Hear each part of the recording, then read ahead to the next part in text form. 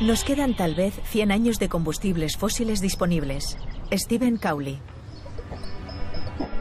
Los combustibles fósiles se agotarán en apenas un siglo, y no nos conviene dejar que sigan liberando gases de efecto invernadero a la atmósfera durante más años. La humanidad ya se ve obligada a buscar y hacer rentables otras formas de energía. La más nueva y prometedora es la energía de fusión.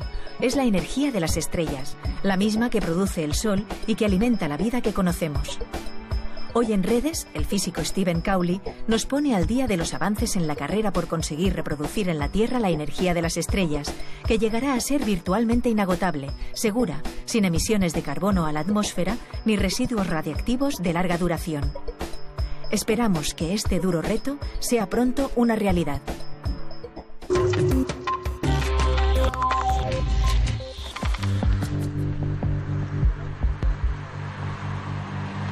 Dentro de 20 años tendremos la energía de fisión nuclear, la tradicional, tendremos la eólica, tendremos la solar y tendremos también por primera vez la energía de fusión nuclear, una energía inacabable porque simplemente la extraemos del Sol. El único problema que tenemos es que el plasma, el material, el gas que se crea al fabricar esta nueva energía, adquiere unas temperaturas superiores 10 veces a lo que es la temperatura interior del Sol. ¿Cómo contener? ¿Cómo no abrasarse con esta nueva energía? Resulta que el científico que más sabe, que más años lleva estudiando y fabricando esta energía, es Steve Cawley. Y hemos venido a verle aquí, en su sitio de trabajo, en Gran Bretaña.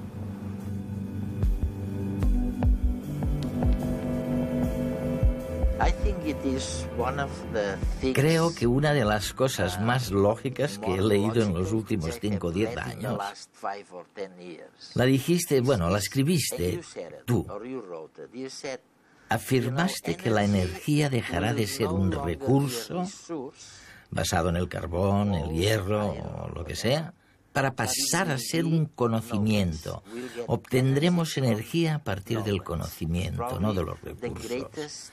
Probablemente sea el cambio más grande que vayamos a experimentar en los próximos años. No solamente es un gran cambio, sino también una gran idea, puesto que modificará nuestra manera de interactuar en el mundo. En el futuro, las fuentes de energía, como la energía de fusión en la que trabajo, dependerán de nuestra capacidad de pensar y construir cosas, no de lo que extraigamos de la tierra.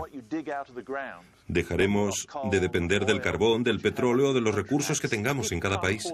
No se podrá acaparar la energía ni impedir el acceso a la energía de los demás, porque se podrá disponer de energía siempre que se tengan los pensamientos adecuados, la capacidad adecuada.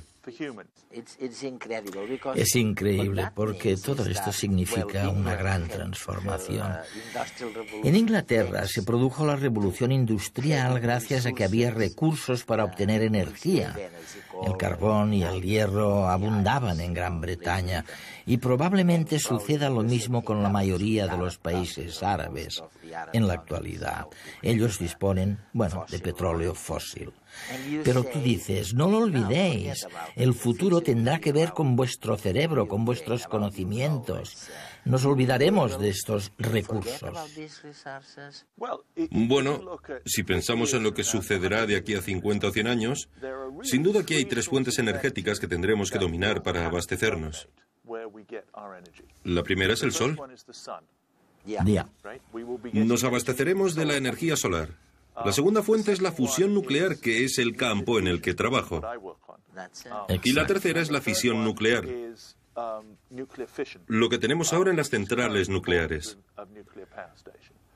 El caso es que ninguna de las 3 fuentes depende de los recursos naturales, sino de la capacidad de crear la tecnología para acceder a ellas. Creo que la fisión desempeñará un papel en el futuro. Lo que me preocupa es que no nos preparemos adecuadamente para ese futuro desde ya mismo. Y que no preparemos todas las opciones, porque no creo que la energía solar sea una garantía de éxito en toda Europa, por ejemplo, especialmente en el norte de Europa, donde no hay tanta luz solar. Deberíamos estar preparando las 3 opciones con las que contamos.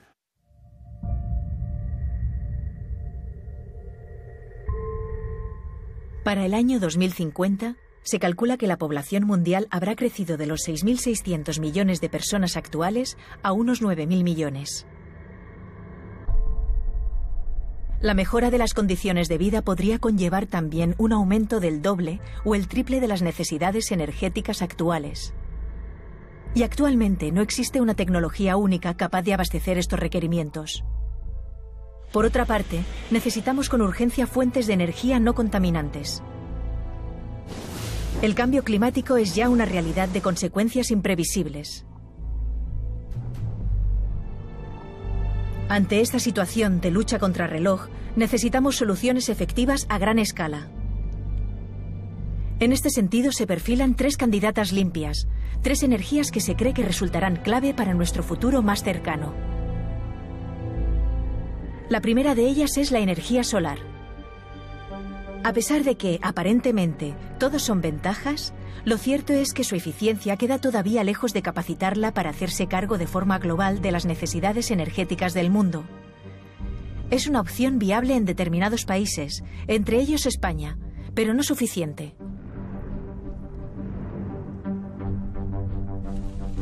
Otra opción que sin duda resultará importante es la energía nuclear.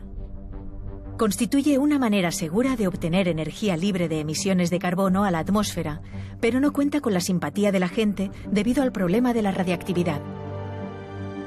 Aún así, muchos apuestan por ella como la gran alternativa al petróleo. Por último, una fuente experimental que aúna lo mejor de la solar en términos de limpieza ecológica y lo mejor de la nuclear en términos de eficiencia es la fusión. No necesita de mucho espacio, utiliza una fuente de recursos casi inagotable, es segura, no contamina la atmósfera y no deja residuos radiactivos. El único problema que presenta es su complejidad tecnológica. Científicos de medio mundo colaboran para superar esta barrera. De su éxito o su fracaso podría depender, en gran medida, la supervivencia de nuestra especie.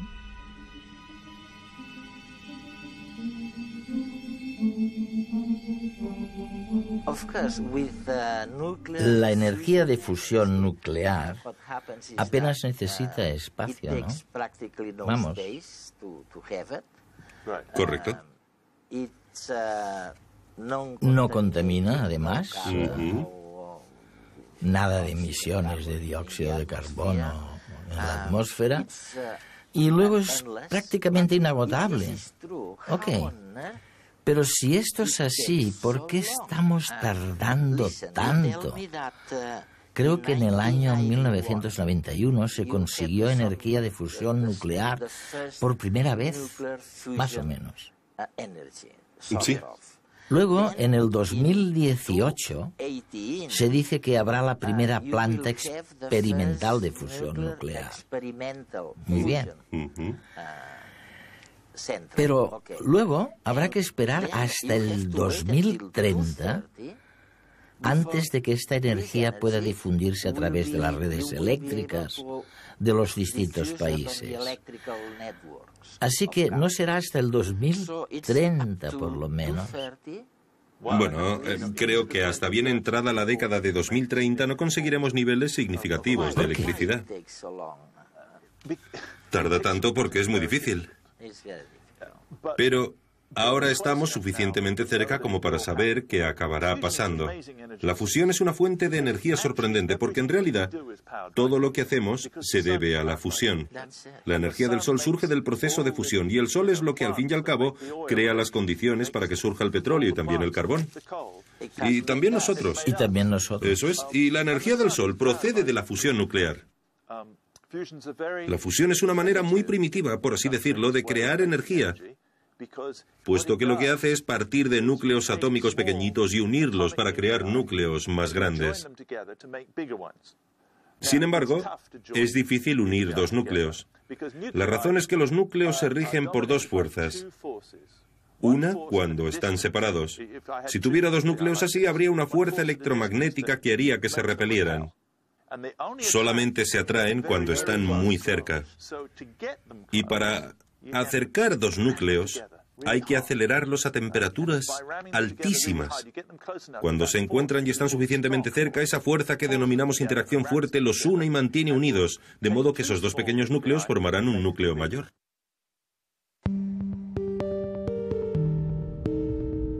La fusión no la ha inventado el hombre, sino las estrellas.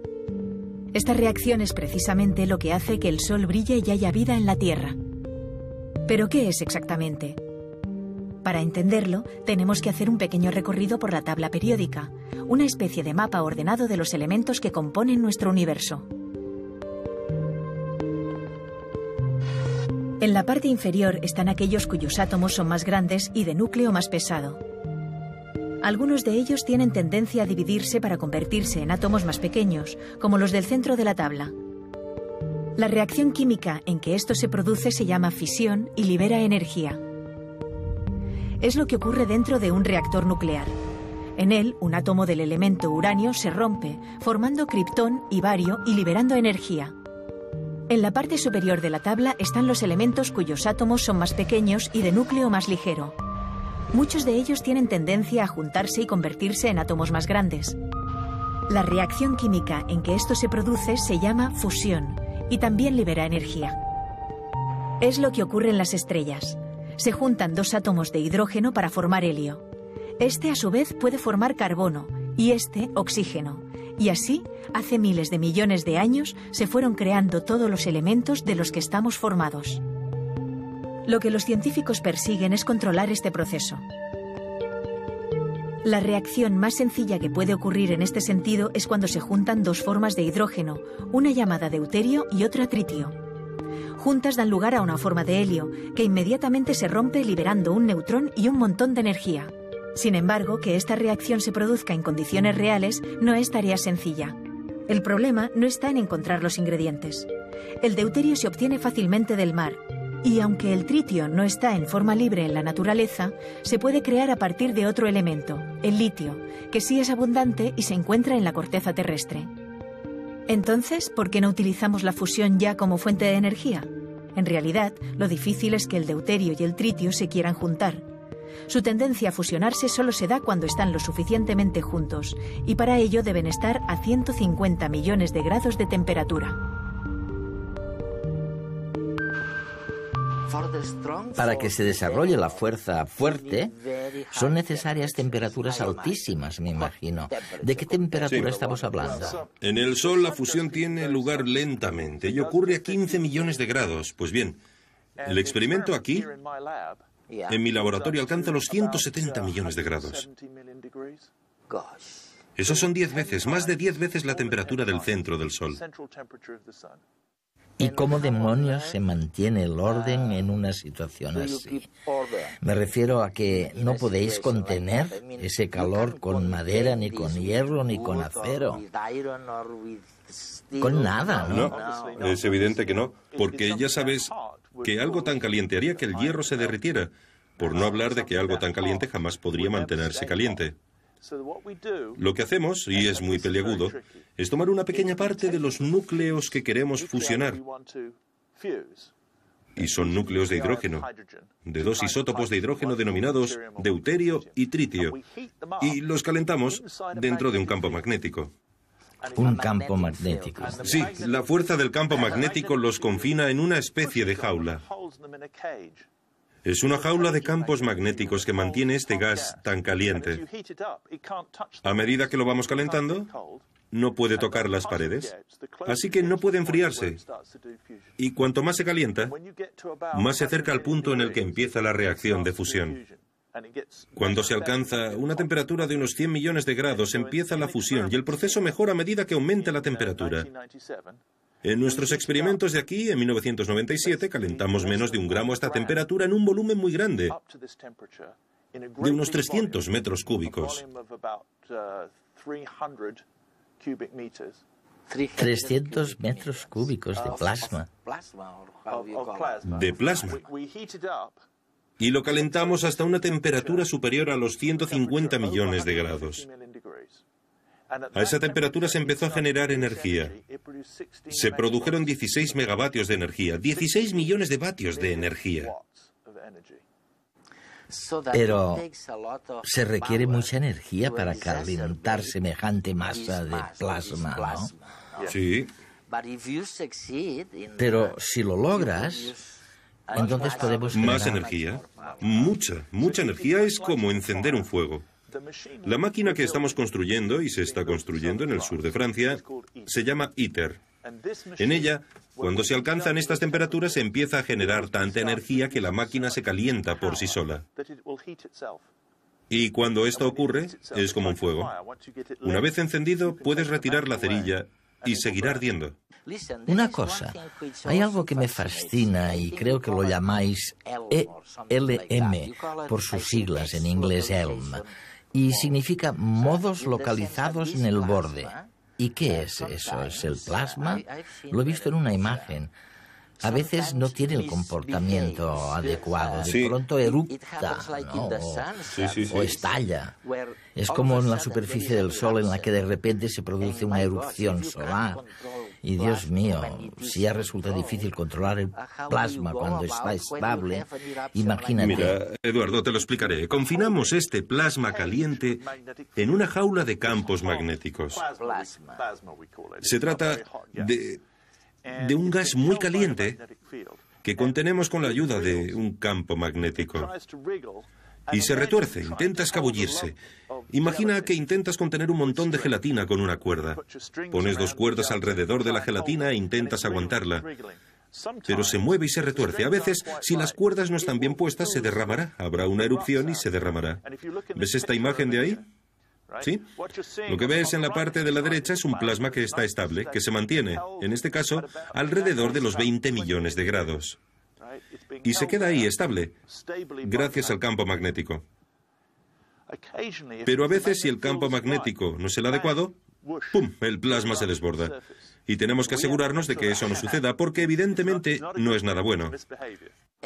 Tengo una duda que me gustaría que me confirmaras o me la despejaras, porque no puedo creerlo. Es cierto que uno de los materiales de absorción para evitar esos estallidos es el carbón vegetal, el que obtenemos de los cocos. Sí. Y es posible que lo obtengamos de los cocos. Es decir, ¿es verdad que utilizáis este tipo de carbón? Sí, lo hacemos. El plasma se contiene mediante un campo magnético. Pero hay que evitar que entre el aire. Por tanto, hay un contenedor en el que se guarda el plasma, hecho de metal. Y el interior de este contenedor está recubierto de losetas de carbón vegetal. Ya veo. Hay fibras de carbón y también hay carbón en la superficie. Y uno de los mejores carbones vegetales se obtiene de los cocos. Así que tenemos una de las cosas más antiguas que nos podemos imaginar, junto con la tecnología más moderna, mano a mano, ¿no? La ciencia que define el proceso de fusión está bien establecida. El reto está en la tecnología que le rodea. ¿Cómo lograr alcanzar 150 millones de grados de temperatura? 10 veces el calor del Sol. Cualquier metal se desharía ante tanto calor. No hay material resistente a un pequeño Sol en miniatura. La solución es crear un campo magnético con forma de donut que rodee la reacción de fusión, aislándola de las paredes que la envuelven.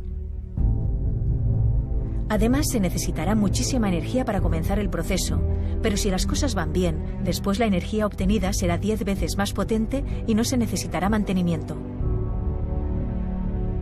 Al igual que ocurre cuando encendemos el gas en la cocina, la reacción se mantendrá por sí misma. Aunque parezca ciencia ficción, ya existe un modelo experimental que ha logrado esto. El JET, en Oxford, Reino Unido, es la única máquina del mundo que ha llevado a cabo la fusión de verdad. Logró en 1997 el récord mundial de generación de energía por fusión, 16 megavatios, y se espera que en el 2013 supere esta cifra. Decenas de miles de toneladas de acero y hormigón y un montón de materiales extraños como el berilio, el niobio, el titanio, el tungsteno, el nitrógeno líquido y el helio se están utilizando para crear un nuevo y sofisticado reactor que se espera que esté acabado en el 2018.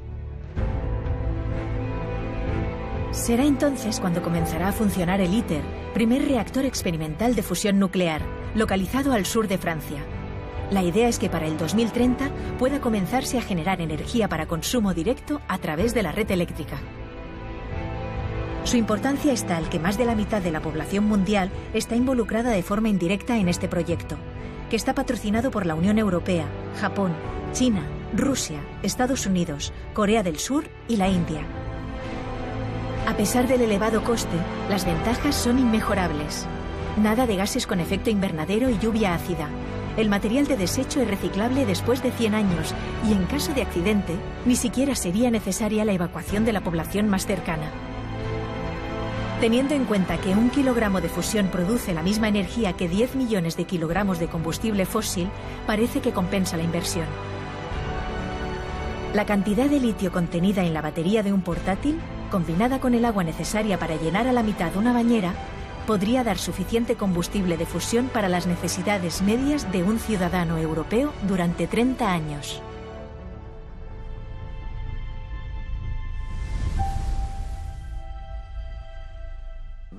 Por cierto, ¿sabes que nosotros en España ni tuvimos una revolución científica ni nada que se le pareciera, Pero ahora las cosas han cambiado mucho. Al parecer, con el ITER hemos participado bastante. Sí, España ha contribuido mucho. Está haciendo dos cosas importantes para el ITER.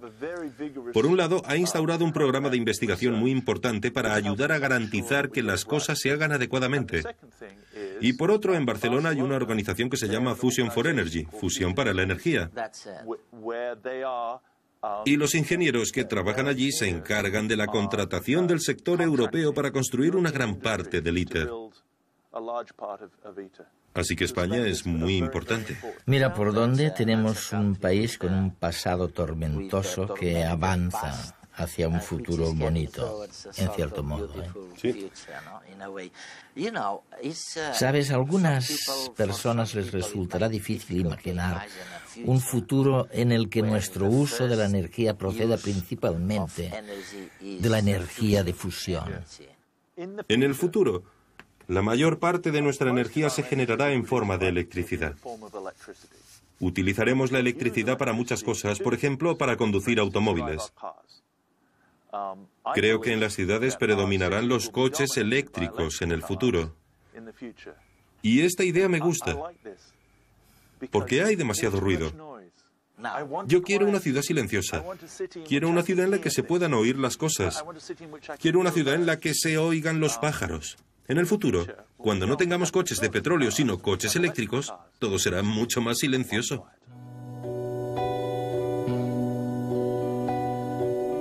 Oye, Steve, ¿esto es lo que llamáis MAST?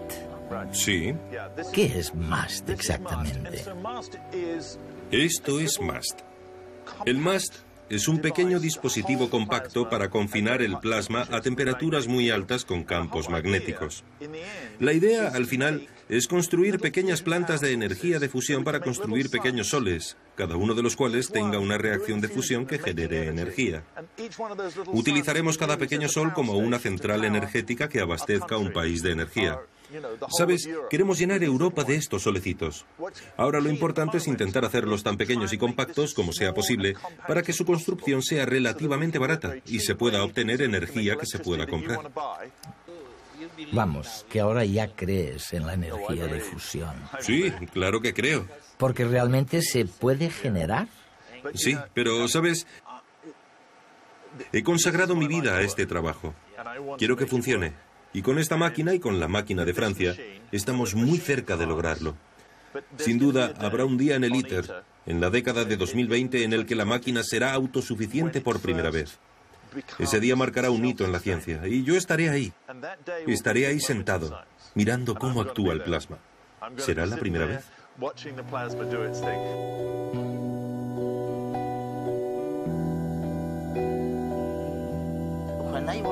Cuando yo era estudiante, tuve que estudiar un fenómeno llamado fotosíntesis.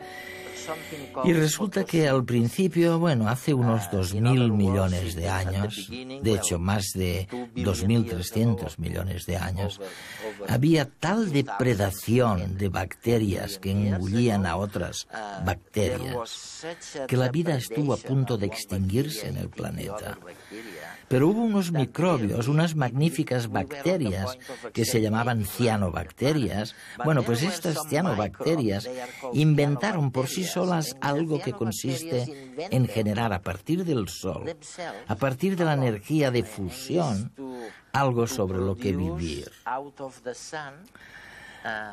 Algo que les permitía vivir del aire.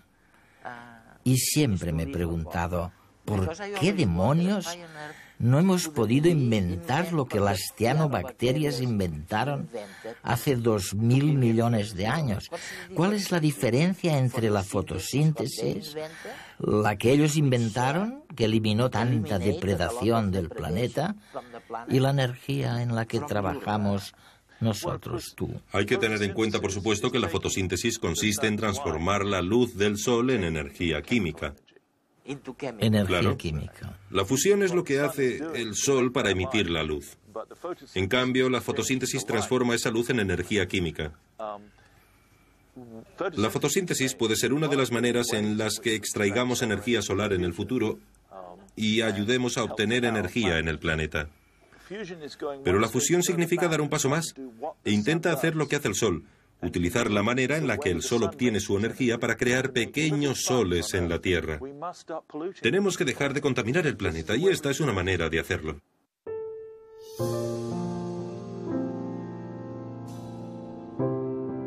La verdad es que la energía atómica de fusión es la mejor energía que podamos imaginarnos. No ocupa espacio apenas, no contamina ni pone nada radioactivo en la atmósfera, es inagotable y un día será, si no tan barata, tan cara como cualquier otra energía. Pero no sabemos cuándo podremos hacerlo bien para crear la energía que necesitamos a los precios que necesitamos. A los que me pregunten cuánto tiempo, por qué tardamos tanto, yo les diría que lo importante es por qué gastamos tan poco en diseñar una energía que es puro conocimiento y que va a transformar nuestras vidas y la de nuestros nietos en el futuro. En el futuro obtendremos energía a partir del conocimiento. Stephen Cowley.